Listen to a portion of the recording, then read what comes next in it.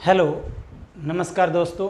मैं कुलदीप कुमार आपको पढ़ा रहा हूँ कॉम्पिटिटिव का रीजनिंग सब्जेक्ट। और रीजनिंग सब्जेक्ट के अंदर आज हम एक नया टॉपिक जिसका नाम है कैलेंडर लेकर के हाजिर हुए हैं। कैलेंडर और घड़ी ऐसे दो टॉपिक हैं जो आपके रीजनिंग और मैथमेटिक्स में साझे हैं। कैलेंडर और घड़ी दोनों चैप्टर आपके ऐसे हैं जो रीजनिंग और मैथमेटिक्स दोनों में साझे आते हैं, यानी दोनों में ही आता है इनका काम। तो कैलेंडर की आज हमारी पहली क्लास रहेगी, पार्ट 1 रहेगा। पार्ट 1 के अंदर हम पढ़ेंगे, पार्ट 1 के अंदर हम कैलेंडर का इंट्रोडक्शन यानी कैलेंडर का परिचय, बेसिक बातें जो आगे चल करके हमें आगे की जितनी भी क्लासें होंगी उनमें काम आएगा। 2 या 3 क्लासों में या 4 क्लासों में जा करके ये चैप्टर कंप्लीट होगा। किस किस तरह के सम आएंगे उसको हम डे बाय डे पढ़ते जाएंगे। सबसे पहले कैलेंडर के अंदर वर्ष 2 प्रकार के होते हैं। एक होता है साधारण वर्ष, साधारण वर्ष जिसे इंग्लिश में कहेंगे normal year, simple year, normal year, normal year, simple year. क्या होता है साधारण वर्ष, किस प्रकार से बताएंगे? ऐसा साल जिसमें 365 दिन हो, जिसमें कितने दिन हो? 365 दिन हो। लीप वर्ष, लीप वर्ष जिसे हिंदी में अधिवर्ष भी कह दिया जाता है। अधिवर्ष यानी जिसमें अधिक दिन हो, ठीक है। अधिवर्ष इंग्लिश में इसे लीप ईयर ही कहा जाएगा, इंग्लिश में इसे लीप ईयर ही कहा जाएगा। एक ऐसा साल जिसमें 366 दिन हो, जिसमें 366 दिन हो। स्टार्टिंग में आपको लगेगा कि बहुत ही ज़्यादा बेसिक बताया जा रहा है, लेकिन ये बेसिक बातें ही कैलेंडर के रिगार्डिंग हमारे कैलेंडर का चैप्टर जैसे जैसे आगे प्रोग्रेस होगा वैसे वैसे काम आएगा। अब देखिए 366 दिन में जो एक दिन ज़्यादा होता है, फरवरी में 28 की जगह 29 दिन होता है। नॉर्मल ईयर में फरवरी में 28 दिन होता है, लीप ईयर में फरवरी में 29 दिन होता है, ठीक है। साधारण में फरवरी में 28 दिन होते हैं और लीप ईयर में फरवरी के अंदर 29 दिन होते हैं। अब देखिए साधारण वर्ष में 365 को जब 7 से भाग करते हैं, 365 को जब 7 से भाग करते हैं तो 52 सप्ताह पूरे बन गए, 52 वीक पूरे बन गए और एक दिन एक्स्ट्रा बच गया। इस एक दिन को कहा जाता है विषम दिन। इस एक दिन को क्या कहा जाता है? विषम दिन कहा जाता है। समझ गए? अब कैसे आया? 365 को मैंने क्या कहा, 365 को जब 7 से भाग करेंगे तो 52 सप्ताह, भागफल 52 आ जाएगा और शेषफल 1 आएगा। तो ये 52 सप्ताह पूरे बने और एक दिन ऊपर बचा, इसको क्या कहा मैंने? विषम दिन कहा। इसका महत्व बताऊंगा अभी कहाँ यूज होगा। इस एक दिन ऊपर को क्या कहा? विषम दिन कहा। क्या कहा? विषम दिन कहा। अब 365 को 7 से भाग करके देख लो जी। 5 7 35, 1 बच गया, 1 और 5 15, 7 दूनी 14। तो यानी 52 सप्ताह पूरे बन गए और एक दिन ऊपर बचा। इस एक दिन ऊपर को ही क्या कहा जाता है? विषम दिन कहा जाता है। इस एक दिन विषम का क्या मतलब बना? यहां से एक बात बताऊंगा कि इस एक दिन ऊपर का मतलब ये बना कि कोई भी साधारण वर्ष जिस दिन शुरू होगा यानी जिस बार को शुरू होगा उसी बार को खत्म होगा। मैं आगे लिखाऊंगा ये बात, अभी आपको इंपॉर्टेंट बात है, इससे ही आगे महत्व जुड़ता जाएगा क्वेश्चन का। यानी कोई भी साधारण वर्ष 365 को 7 से भाग करने पे जो हमारा 52 सप्ताह एक दिन आया, इसका मीनिंग ये बना कि कोई भी साधारण वर्ष जिस दिन शुरू होगा उसी दिन खत्म होगा।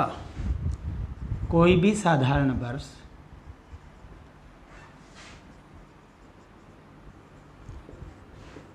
जिस बार को शुरू हुआ, जिस बार को शुरू हुआ उसी बार को पूरा होगा, खत्म होगा।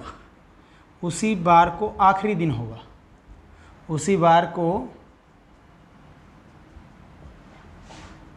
आखिरी दिन होगा। समझे क्या कहा मैंने? कोई भी साधारण वर्ष जिस बार को शुरू हुआ उसी बार को आखिरी दिन होगा। एग्जाम्पल, जैसे कि मैं एक बार एग्जाम्पल बताता हूँ। मान लो कोई भी साधारण वर्ष सोमवार को पहला दिन होता है उसका, सोमवार को पहला दिन मतलब वर्ष शुरू हुआ, तो इसका लास्ट डे, अंतिम दिन भी क्या होगा? सोमवार ही होगा। तो अंतिम दिन भी क्या होगा दोस्तों? सोमवार ही होगा। अगर कोई साधारण वर्ष बुधवार को शुरू हुआ तो बुधवार को ही आखिरी दिन होगा इसका। अगर कोई शुक्रवार को, फ्राइडे को शुरू हुआ तो फ्राइडे ही आखिरी दिन होगा। पहली बात का मीनिंग समझे कि एक दिन विषम का मतलब ये बनता है। ठीक है, कोई किसी को डाउट इस बात में? अब मैं फिर आगे नेक्स्ट बात पे आता हूँ। तो ये इम्पोर्टेंट बात है कि कोई भी साधारण वर्ष जिस दिन शुरू हुआ उसी दिन खत्म होगा। मान लो आपके पास क्वेश्चन आ जाता है, एक छोटा सा क्वेश्चन मैं एराइज करता हूँ कि 1 जनवरी माना, यदि का क्वेश्चन बना लेता हूँ, यदि 1 जनवरी 1931 को बुधवार था। क्वेश्चन यही है, यदि 1 जनवरी 1931 को बुधवार था तो 31 दिसंबर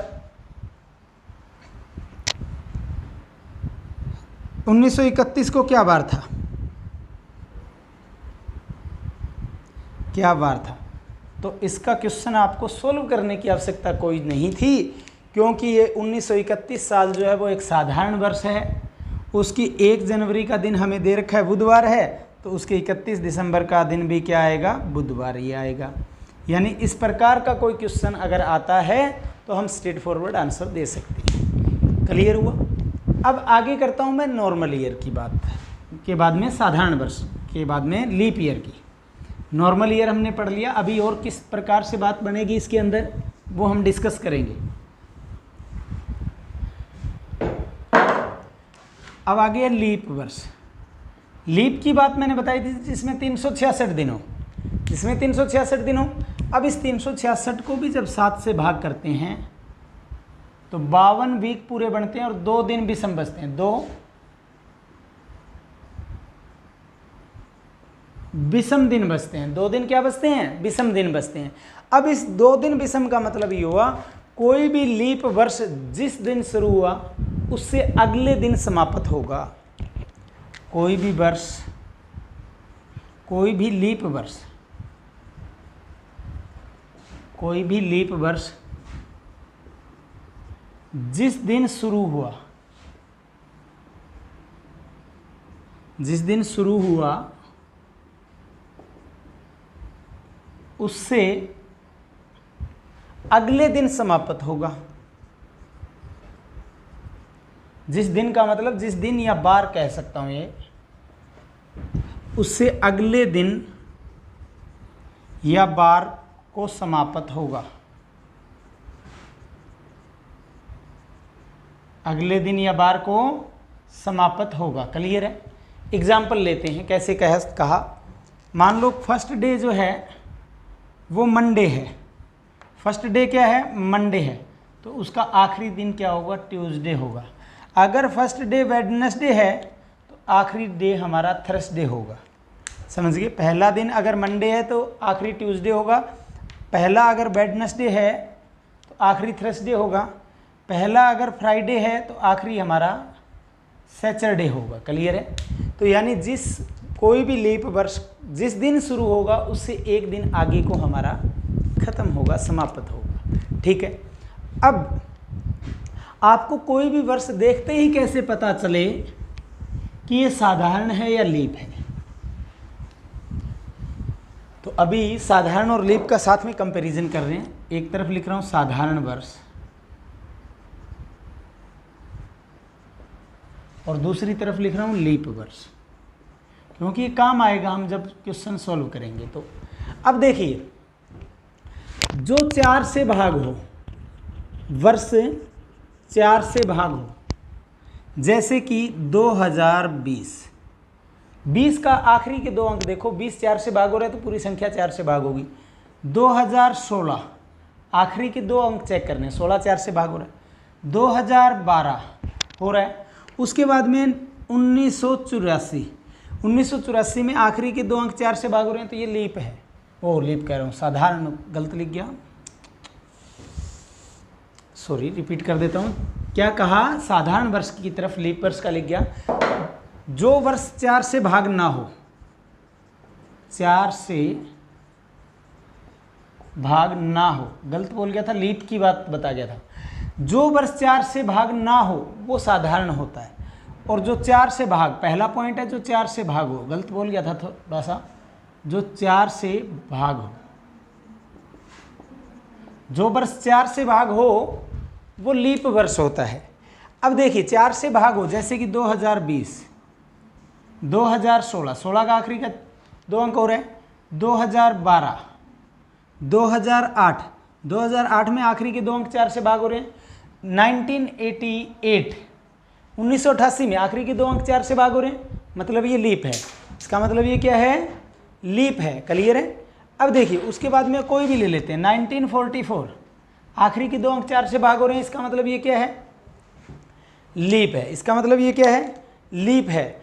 उसके बाद में 1932 आखिरी के 2 अंक 4 से भाग हो रहे हैं, इसका मतलब ये क्या है, लीप है। उसके बाद में 1764 आखिरी के 2 अंक 4 से भाग हो रहे हैं, इसका मतलब ये वर्ष क्या है, लीप वर्ष है।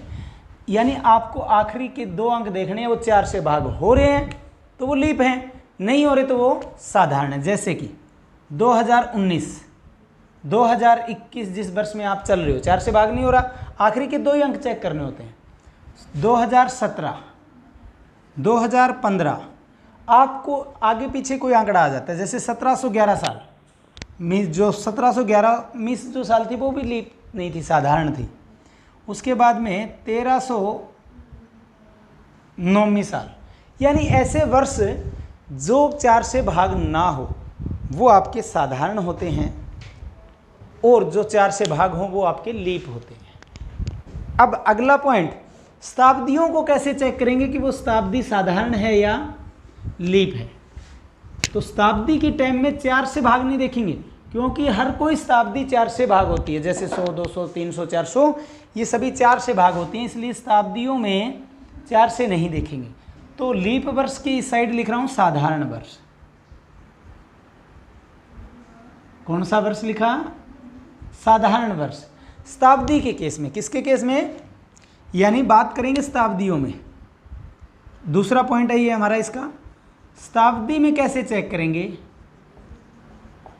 शताब्दी में जो 400 से भाग हो ना हो, जो 400 से भाग ना हो वो साधारण होता है, साधारण वर्ष होता है। ठीक है, क्योंकि हर कोई शताब्दी, जैसे 100वीं शताब्दी थी, तो 100वीं शताब्दी क्या थी, 4 से भाग हो रही थी, लेकिन ये साधारण वर्ष है 100वीं शताब्दी, लीप नहीं है। अगला 200वीं शताब्दी है, ये 4 से ये भी भाग हो रहा है लेकिन साधारण है। 300वीं शताब्दी जो भी क्या है, साधारण है। लेकिन लीप की परिभाषा में क्या आएगा, जो 400 से भाग हो शताब्दी, 400 से भाग हो, जो शताब्दी 400 से भाग हो, जैसे मैंने कहा 100 400 से नहीं होती, 200 नहीं होती, 300 नहीं होती।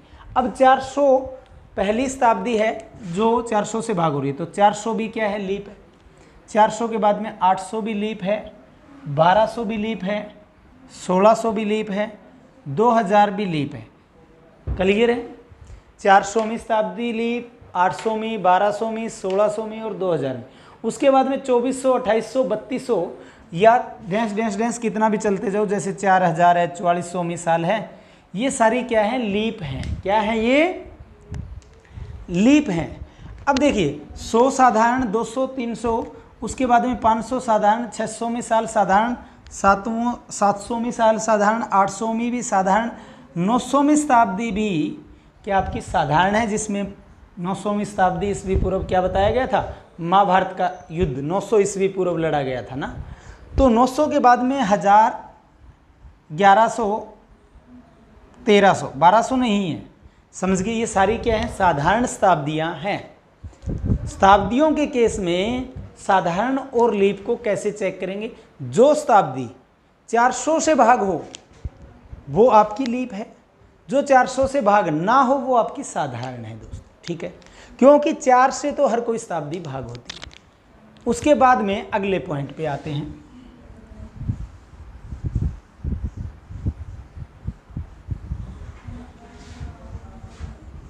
ये कुछ बेसिक बातें हैं जिनको हमें ध्यान करना पड़ेगा, और बेसिक बातें हैं, कोई ज़्यादा बड़ी बात हम कह नहीं रहे। 1 जनवरी जब कैलेंडर शुरू माना गया था कि 1 जनवरी सन 1 को सोमवार माना गया था,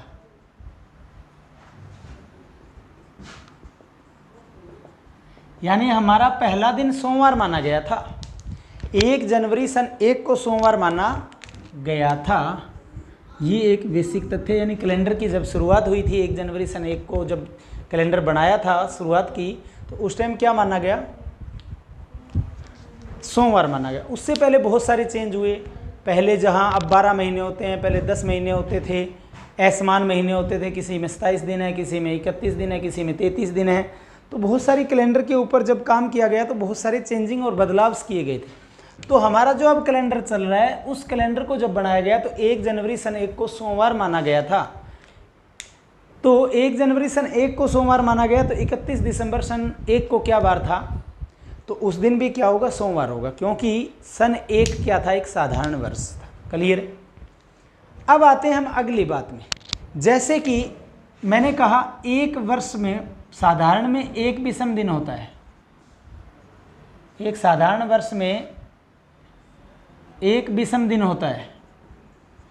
एक लीप वर्ष में, एक लीप वर्ष में, ये क्या था, साधारण वर्ष।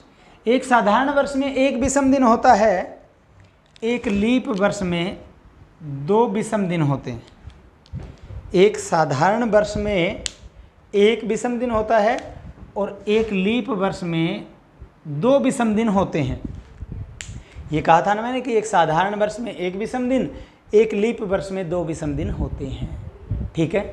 अब आप मेरे को बताइए कि लगातार 100 सालों में कितने जो हैं 100 वर्षों में विषम दिनों की संख्या, 100 वर्षों में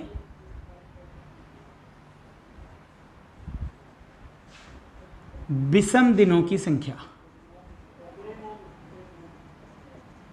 100 वर्षों में विषम दिनों की संख्या कितनी होगी।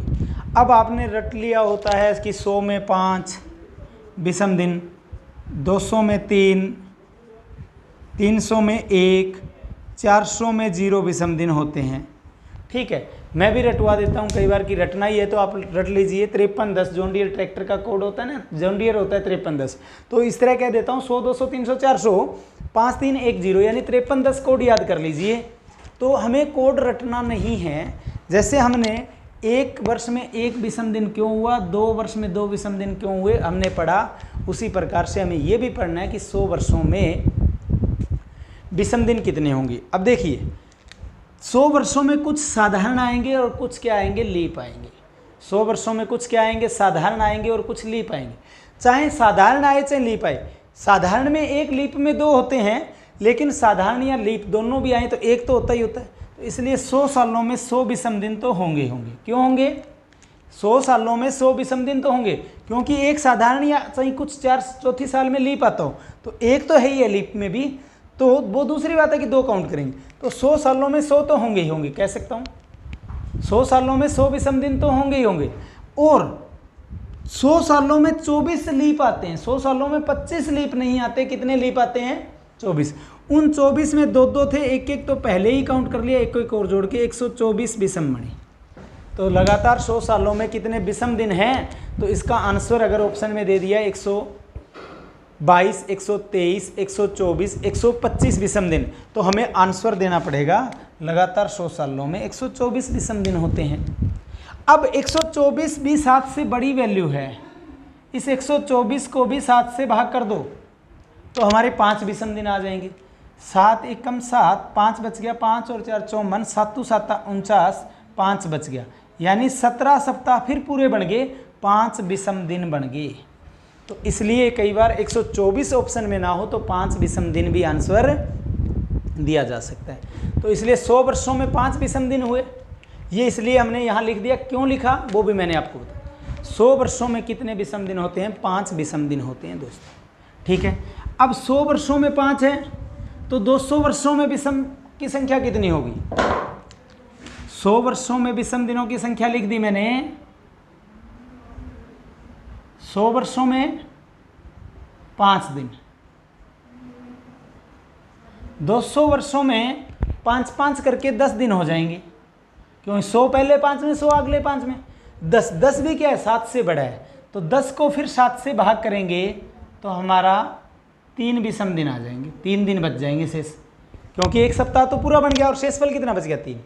100 में 5, 200 में 3, 300 में 300 वर्षों में 1, क्योंकि पहले 100 में 5, अगले 100 में 5, अगले 100 में 5, तो 5 5 10 5 15 हो गए। कितने हो गए? 15 हो गए। तो 15 को जब फिर भाग करेंगे, 15 को फिर जब भाग करेंगे 7 से तो 1 विषम दिन बन जाएगा। इस प्रकार से 100 में 5, 200 में 3, 300 में 1 या 15, 400 में 5-5 करके तो 20 ही बनेंगे, लेकिन 400वीं में 400वीं शताब्दी जो खुद आएगी वो लीप होगी, तो 20 ना करके 21 हो जाएंगे, और 21 को जब 7 से भाग करेंगे तो 0 विषम दिन आएगा। यानी इस प्रकार से बना कि 100 में 5 विषम दिन, 200 में 3 विषम दिन, 300 में 1 विषम दिन, 400 में 0 विषम दिन। अब एक बात आप रटते हो, जब कैलेंडर की थ्योरी पढ़ते हो तो बहुत सारे स्टूडेंट रटते हैं कि किसी भी शताब्दी का आखिरी दिन क्या क्या हो सकता है और किसी भी शताब्दी का आखिरी दिन क्या क्या नहीं हो सकता। या तो क्वेश्चन पूछेगा निम्न में से कौन से दिन हैं जो किसी भी शताब्दी के आखिरी दिन हो सकते हैं, या कहेगा निम्न में से कौन से दिन हैं जो किसी भी शताब्दी के आखिरी दिन नहीं हो सकते, या फिर कहेगा निम्न में से कौन से हैं जो किसी शताब्दी के पहले दिन हो सकते हैं, या फिर कहेगा निम्न में से ऐसे कौन से दिन हैं जो किसी भी शताब्दी के पहले दिन नहीं हो सकते। 4 क्वेश्चन जिसको आप स्ट्रेट फॉरवर्ड रट्टा लगाते हो, वो रटने की भी आवश्यकता नहीं होगी जिस तरीके से अगर हम बता रहे हैं, ठीक है। पहला तो ये कि किसी शताब्दी का आखिरी दिन क्या होगा या क्या नहीं होगा, फिर किसी शताब्दी का पहला दिन क्या होगा या क्या नहीं होगा। लेकिन एक ऐसा दिन है जो किसी भी शताब्दी का पहला भी हो सकता है और किसी भी शताब्दी का आखिरी भी हो सकता है। तो ये लगभग 8-10 क्वेश्चन अगर बेसिक थ्योरी से पूछ लिया तो जिसको आप रट के जाओगे तो कभी याद नहीं होगा दोस्तों। अब देखिए आखिरी दिन क्या हो सकता है। आखिरी दिन जो हो सकता है, आखिरी दिन जो हो सकता है, और एक बार मैं रब कर देता हूं क्योंकि पूरा नहीं होएगा, क्योंकि क्वेश्चन आखिरी दिन हो सकता है, ये इस चीज को ध्यान रखना, इसी से बनेगी सारी बात। अब देखिए 100 में मैंने लिखा 5 विषम दिन, 200 में लिखा 3, 300 में लिखा 1, 400 में लिखा 21 या 0 दिन। तो अब हमें क्या बताना, आखिरी हो सकता है, क्या दिन हो सकता है आखिरी? हो सकता है आखिरी क्या हो? नहीं हो सकता। क्या नहीं हो सकता? अब देखिए आखिरी हो क्या सकता है। 5 का मतलब मैं एक बार थोड़ा सा अलग से बता देता हूं। 1 विषम दिन का मतलब हम सोमवार मानेंगे, क्या मानेंगे? सोमवार। 2 विषम दिन का मतलब हम मंगलवार मानेंगे। 3 विषम दिन का मतलब हम बुधवार मानेंगे।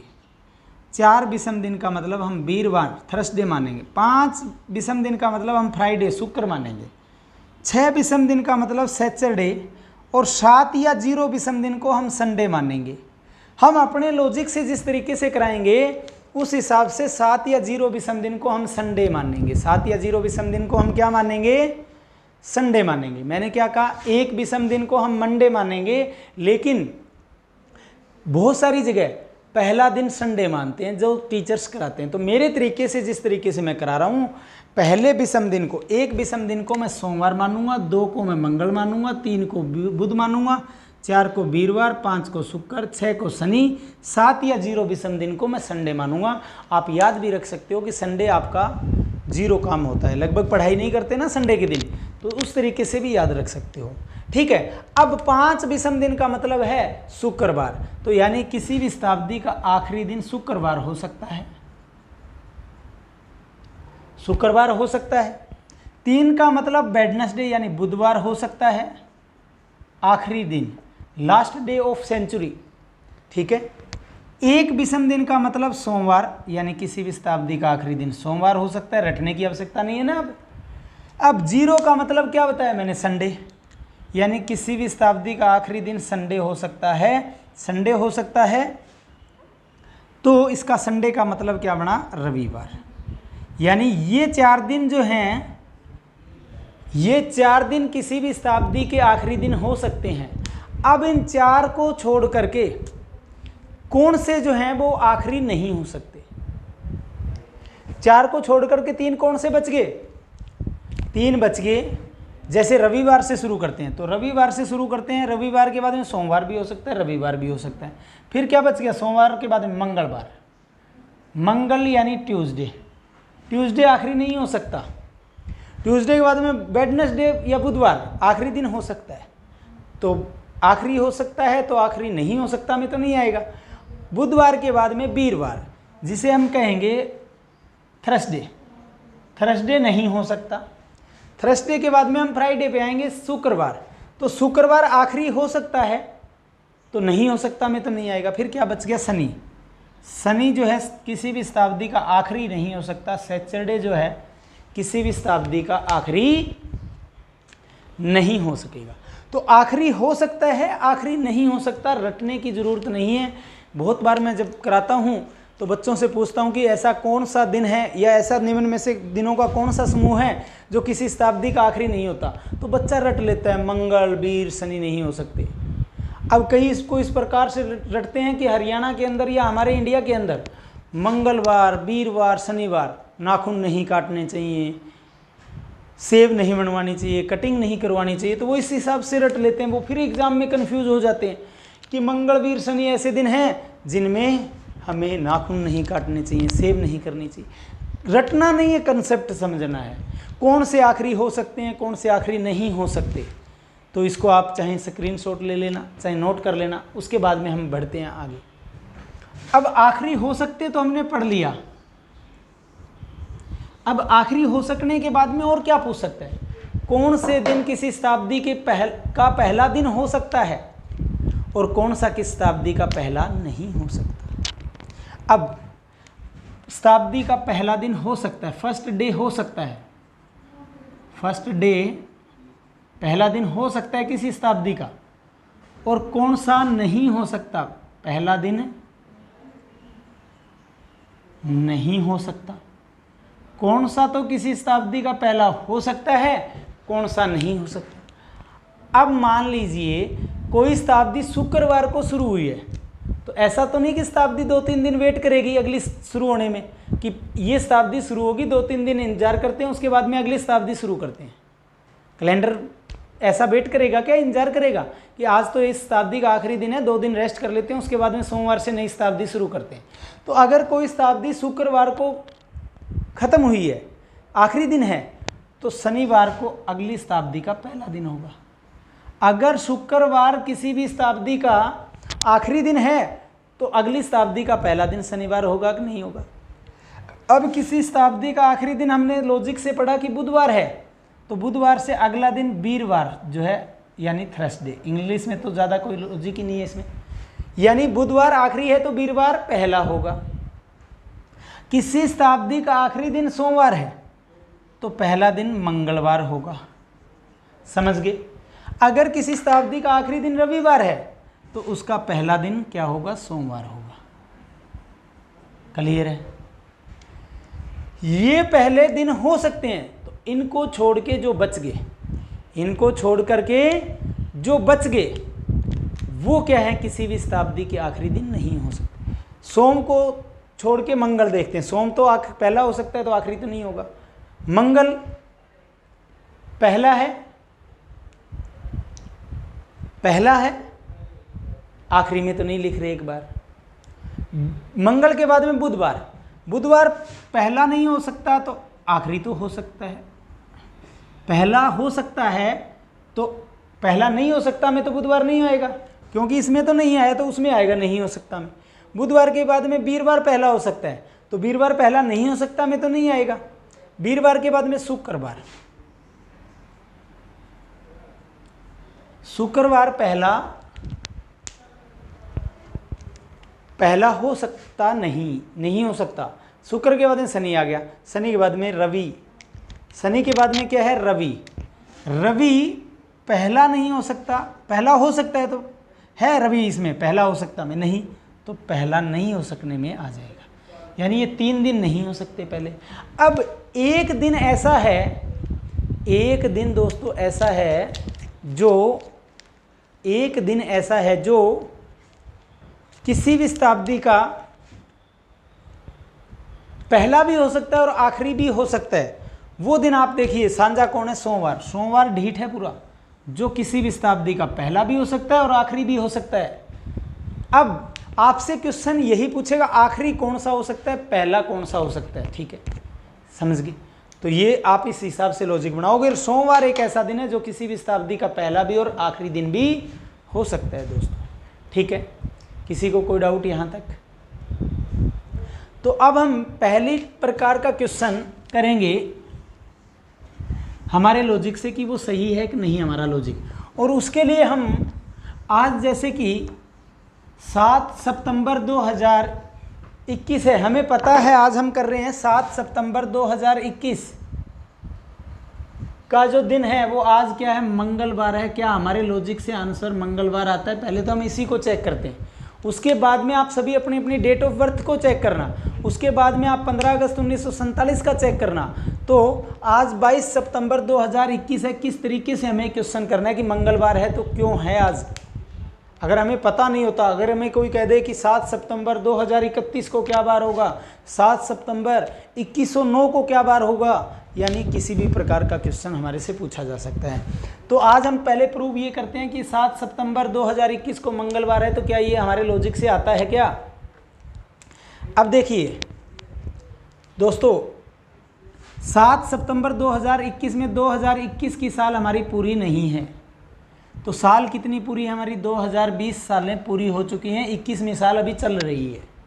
तो 2020 के ऐसे टुकड़े बनाने हैं जिसमें एक बड़े से बड़ा टुकड़ा 400 से भाग होने वाला हो, जैसे 1200, 1600, 2000।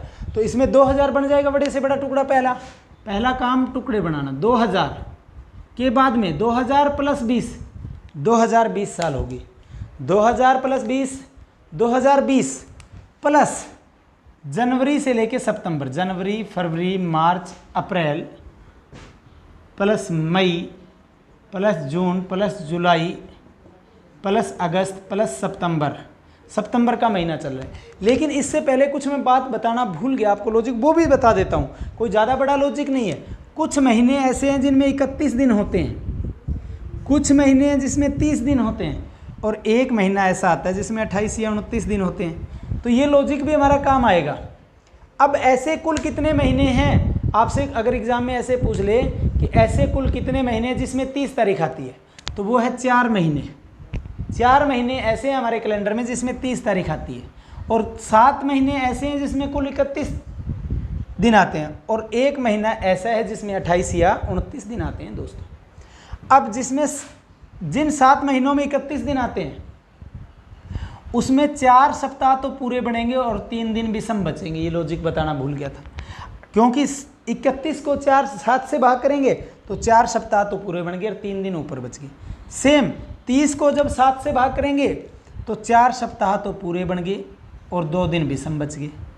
सेम 28 को जब 7 से भाग करेंगे तो 28 को करेंगे तो 4 सप्ताह पूरे पूरे ही बनेंगे, विषम दिनों की संख्या 0 आएगी, क्योंकि 7 चौक 28, 0 बच गया।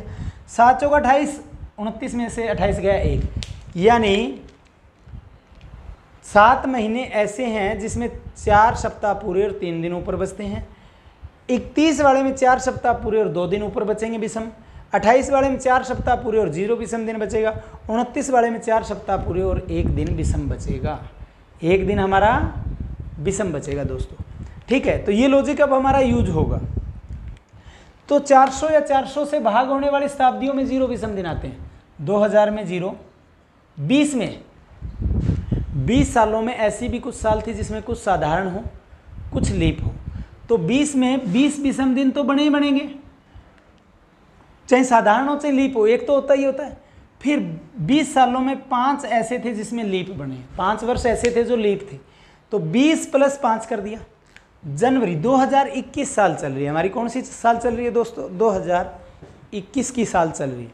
अब 2021 की साल हमारी चल रही है, जनवरी में तो 31 ही होंगे चाहे कोई भी हो, तो 31 का मतलब 3 विषम दिन आएंगे। अगर किसी को ये दिक्कत हो कौन कौन से महीने हैं जिसमें 31 दिन आते हैं वो भी मैं बता दूंगा। तो जनवरी में 3 आएंगे, फरवरी साधारण वर्ष है इसलिए 28 की है तो 0 आएगा, मार्च में 3, अप्रैल में 2, मई में 3। कैसे लॉजिक को फास्ट पढ़ोगे मैं बता देता हूँ। मई के बाद में जून में 2, जुलाई अगस्त लगातार ऐसे आएंगे जिनमें 3-3 विषम दिन बनेंगे। और सितंबर के 7 सितंबर है, कितना सितंबर है? 7 सितंबर है। तो 7 सितंबर है तो सितंबर में 7 को 7 से भाग करेंगे, 0 ही विषम दिन बन जाएगा। ठीक है, अब इन सभी विषम दिनों को जोड़ देंगे और लास्ट में 7 से भाग कर देंगे। 3, 6, 8, 8 3 11, 2 13, 3 16, 3 19, 19 5, 24, 24 और 20 44, यानी 44 विषम दिन बने। इस 44 को 7 से भाग कर दो, 7 छिक्का 42, 6 सप्ताह और बच गए कितने? 2 दिन। बच कितने गए? 2 दिन। 6 7 42 यानी 6 सप्ताह पूरे बन गए और 2 दिन ऊपर बच गए। पहला दिन विषम बचे तो एक दिन विषम बचे सोमवार, 2 दिन विषम बचे तो मंगल, और आज है भी क्या? मंगलवार है। तो प्रूव हो गया कि हमारा मेथड ठीक है, क्लियर है। पहले मैंने क्या बताया, जैसे 7 सितंबर 2021 आज के दिन का हमने चेक किया कि ये हमारा सही है क्या। अब इसका मैंने कहा 2021वीं साल पूरी नहीं है, 2020 साल हमारी पूरी है ना दोस्तों। 2020 साल हमारी पूरी है तो 2020 का इस तरीके से पेड़ बनाएंगे कि एक बड़े से बड़ा पेड़ ऐसा बन जाए जो 400 से भाग होता हो, जैसे 400, 800, 1200, 1600, 1600 के बाद में 2000 भी बनता है जो 2020 से छोटा है। तो 2000 + 20 साल प्लस 2021वीं साल की जनवरी से लेकर सितंबर तक का हिसाब किताब करना है। 400 या 400 से भाग होने वाले में 0, जो 20 साल है 20 में 20 विषम तो बने ही बनेंगे, लेकिन जो बीच में लीप ईयर आए थे उनमें 2-2 विषम थे, एक एक तो काउंट हो गया, तो 5 विषम भी और बनेंगे। प्लस जनवरी में 3, फरवरी में 0, क्योंकि फरवरी साधारण में 28 ही होते हैं, मार्च में 31 से 3 आ जाएगा, अप्रैल में 2, मई में 3, जून में 2, जुलाई और अगस्त लगातार 3-3 आएंगे, उसके बाद में फिर 2-3 2-3 से रिपीट हो जाएगा। लॉजिक रटना नहीं है ये हमें। फिर सभी के अंकों का जोड़ करके, सभी के संख्याओं का जोड़ करके हमारा 44 विषम दिन बना। इस 44 को फिर 7 से भाग कर दिया, 6 सप्ताह पूरे बन गए, 2 दिन फिर बच गए, तो 2 दिन का मतलब मंगलवार होता है। अब कुछ स्टूडेंट्स को जिनको अगर ये ना पता हो कि ऐसे कौन कौन से महीने हैं जिनमें 31 आता है, तो हम जब छोटी क्लासों में थे तो ऐसे पढ़ते थे कि जनवरी, फरवरी, मार्च, अप्रैल, मई, जून, जुलाई, अगस्त, यानी जो ऊपर की तरफ आता है वो उसमें 31 होते हैं, एक फरवरी को छोड़ करके। तो पहला जनवरी सिंपल कैसे याद रखेंगे, जनवरी में 31, फरवरी में 28 या 29 आते हैं, इसको अलग लिख दिया। उसके बाद में मार्च, अप्रैल, मई, जून, जनवरी, फरवरी, मार्च, अप्रैल, मई, जून, यहाँ तक ऐसे चलना है। उसके बाद में जुलाई और अगस्त में लगातार 31 आते हैं, सितंबर, अक्टूबर, नवंबर, दिसंबर, तो गिन सकते हो 7 बने, जिसमें 7 दिन ऐसे बने, वो 7 महीने ऐसे बने जिसमें 31 दिन आते हैं, और 4 ऐसे बने जिसमें 30 आते हैं, और 1 महीना ऐसा बना जिसमें 28 या 29 आते हैं। क्लियर है दोस्तों? तो रटना नहीं है ये चीज़, आपको फास्ट लिखना है, जैसे कि पहले 3, फिर 0 या 1, उसके बाद में 3 2 3 2 3 3 लगातार आ जाएगा, उसके बाद में 2 3 2 3, आप गिन लीजिए 12 बने। क्या लॉजिक बताया शॉर्ट में, जनवरी, फरवरी, मार्च का 3 0 या 1, 0 या 1 था, उसके बाद में 3 2 3 2 3 3 2 3 2 3। क्लियर है? 12 महीने बन गए, 1 2 3 4 5 6 7 8 9 10 11 12। तो बड़ा आसानी से कोड याद करवा दिया मैंने आपको, अगर ध्यान दिया हो तो। अब 15 अगस्त 1947 को क्या बार था? मैं कहता हूँ शुक्र था कि हम आज़ाद हो गए, शायद शुक्रवार आना चाहिए इसका। तो देखते हैं, चेक करते हैं, कोई भी बार, किसी भी महीने का कोई भी तारीख कोई भी साल हो उसका बार पूछ ले तो आप आंसर बड़ी फास्टली निकाल दोगे अगर तरीका पकड़ बन गई तो। 15 अगस्त 1947 को क्या बार था। अब मैं बार बार प्रैक्टिस कराता हूं तो मेरे को आंसर ध्यान है शायद कि शुक्र था कि हम आज़ाद हो गए, शुक्रवार था उस दिन।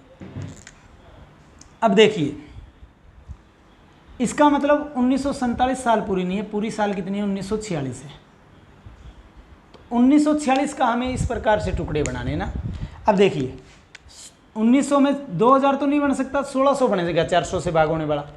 400 प्लस 300 शताब्दियाँ भी हैं, 1600 प्लस 300 1900 प्लस 46, फिर जनवरी से अगस्त 47वें साल के अगस्त तक, जनवरी, फरवरी, मार्च, अप्रैल, मई, जून, जुलाई, अगस्त। क्लियर है। अब प्रैक्टिस फास्ट है तो 400 या 400 से भाग होने वाला में 0, 100 में 5, 200 में 3, 300 में 15 या 1। क्लियर है। 46 में 46 तो आए ही आएंगे, 46 तो आए ही आएंगे, प्लस 11 लीप आएंगे। 46 plus 11, 1 plus 46 plus 11, 1 plus 46 plus 11, plus जनवरी में 3 और 1947 भी साधारण है तो फरवरी में 0, फरवरी में 0, मार्च में 3, अप्रैल में 2, मई में 3। मैंने कोड बताया था ना, 3 0 या 1 आएगा, फिर 3 2 3 2 3 3 2 3 2 3। समझना है ध्यान से, 3 2 3 2, जून में 2, जुलाई और अगस्त में 3 होते हैं, लेकिन अगस्त का पूरा महीना तो नहीं है, अगस्त के 15, 7 दूनी 14 और 1 15, क्योंकि 1 विषम बच गया।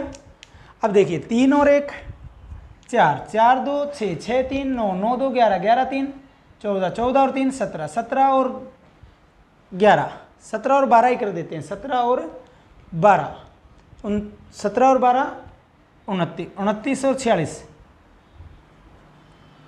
9 और 6 15, 4 5 और 1 7, 75 दिन आगे विषम। 75 को 7 से भाग करेंगे तो 5 बच जाएगा, और 5 विषम दिन का मतलब क्या बनता है, शुक्रवार। 5 विषम दिन का मतलब क्या बनता है, शुक्रवार। क्लियर है। मैंने कहा पहले 1946 साल का हिसाब करेंगे क्योंकि 1947वीं साल अधूरी है, तो 1946 का जब करेंगे तो 1600 साल प्लस 300, 1900 प्लस 46 प्लस जनवरी से लेके अगस्त तक का हिसाब करेंगे। 1600 में 0, 300 में 1, 100 में 5, 200 में 3, 300 में 1 और 400 में 0 आया था ना। तो अब देखिए 46 में 46 तो होंगे ही होंगे, प्लस 11 लीप ईयर हैं जो उनमें डबल डबल थे वो भी जोड़ दिए। जनवरी में 3, फरवरी में 0, मार्च में 3, अप्रैल में 2, मई में 3, जून में 2, जुलाई में 3, अगस्त में 1। पूरा महीना होता तो 3 लेते। सभी का जोड़ किया 75 दिन आया, 75 को 7 से भाग किया तो 5 विषम दिन बच गया, और 5 विषम दिन का मतलब क्या है, शुक्रवार। तो हमारा आंसर क्या आ गया, शुक्रवार आ गया।